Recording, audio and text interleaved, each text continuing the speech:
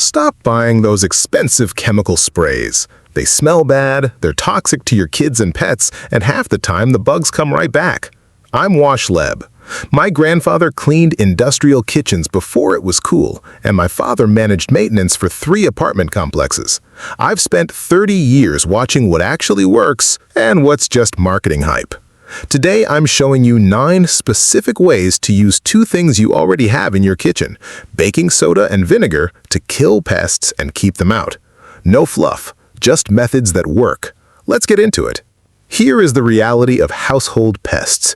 You see one ant, there are 50 more behind the wall. You see a cockroach during the day, your infestation is already severe. Most people react by running to the store and buying the strongest poison they can find. They spray it on the counter, under the sink, and around the baseboards. For a week, it seems fine. Then the smell fades, the residue gets wiped away by normal cleaning, and the pests return. Worse, you now have a layer of neurotoxins sitting on surfaces where you prepare food. I've seen families deal with recurring ant trails for years because they never addressed the source, they only treated the symptom. The problem isn't just the bug you see, it's the environment that invites them in. Chemical sprays are a temporary band-aid on a broken leg. You need a strategy that disrupts their biology and removes their reason for being there in the first place. Why do baking soda and vinegar work when other things fail? It comes down to chemistry and mechanics, not magic. Vinegar, specifically white distilled vinegar with 5% acidity, is a powerful disinfectant and scent eraser. Insects like ants, spiders, and flies navigate using pheromone trails. They leave invisible chemical maps for their colony to follow. Water wipes away dirt, but it doesn't break down those oils. Vinegar cuts through the grease and neutralizes the pheromones. When you wipe a trail with vinegar, you aren't just cleaning, you are deleting their GPS. They literally lose their way home. Baking soda, or sodium bicarbonate, works differently. It is abrasive, alkaline, and reactive. When insects with exoskeletons, like cockroaches or silverfish, walk over fine baking soda powder, it clings to their bodies. It damages the waxy coating on their exoskeleton that keeps moisture in. Without that coating, they dehydrate and die. But the real killer is internal. When baking soda is ingested by pests like roaches or ants, it reacts with the acids in their digestive system. This reaction creates carbon dioxide gas. Unlike humans, these insects cannot expel gas efficiently. The buildup causes internal pressure that is fatal. When you combine them, you get a fizzy reaction that helps lift grime from cracks where eggs are hidden, while the residual effects of each ingredient continue to work after the fizz stops. It is simple, cheap, and safe, but you have to use it correctly. Dumping a pile of soda next to a puddle of vinegar just makes a mess. You need to apply them strategically. Here are 9 effective ways to do exactly that. Method 1. The ant trail eraser. Ants are persistent. If you see a line of them marching across your counter, do not crush them. That releases alarm pheromones that call more ants. Instead, mix equal parts white vinegar and water in a spray bottle. Spray it directly on the trail and the entry point. Wipe it up with a paper towel. The vinegar destroys the scent trail.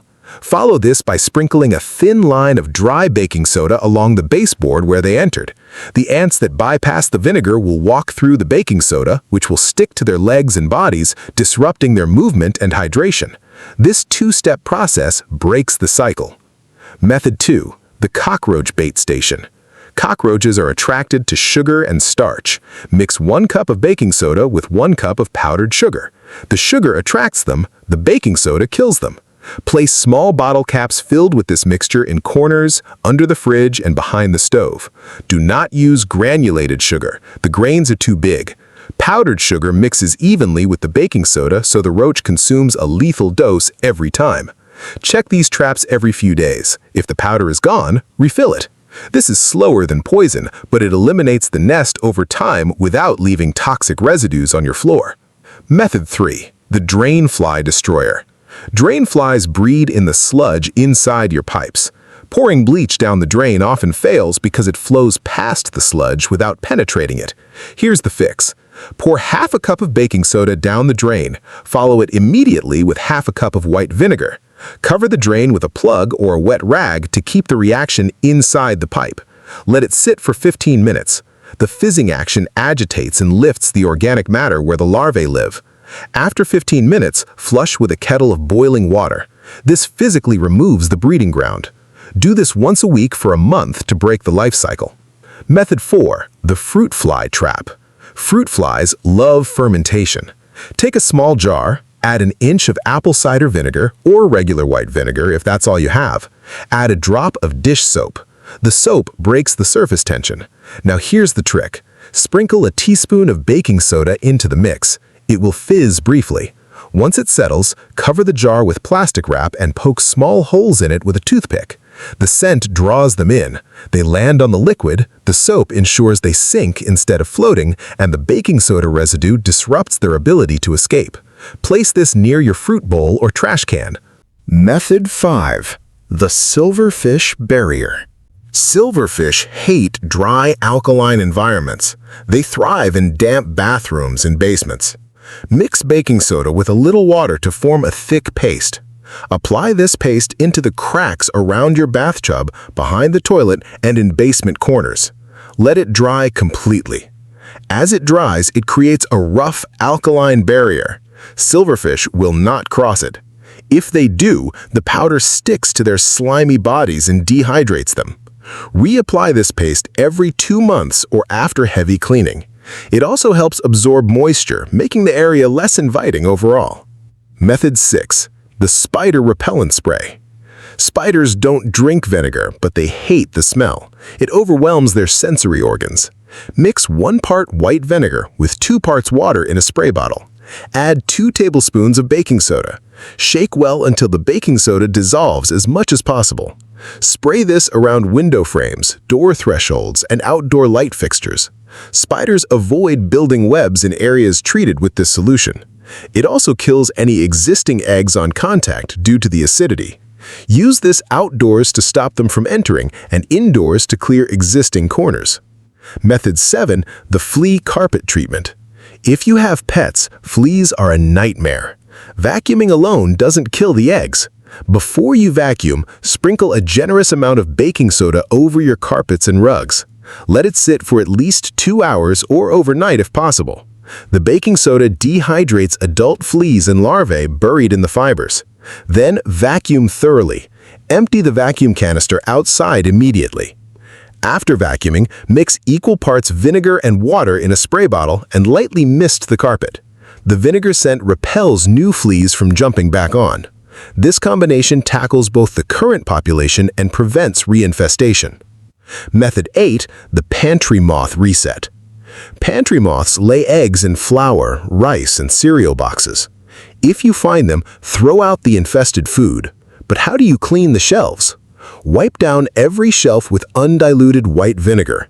This kills any remaining eggs and removes the pheromones that attract other moths. Once the shelves are dry, place open bowls of baking soda in the corners of the pantry. Leave them there for a week. The baking soda absorbs moisture and odors, making the environment hostile to moth larvae. Replace the bowls monthly as a preventative measure. Method 9. The wasp nest deterrent. Wasps build nests in eaves and sheds. They dislike the smell of vinegar. Soak old rags in white vinegar and hang them near potential nesting sites early in the spring.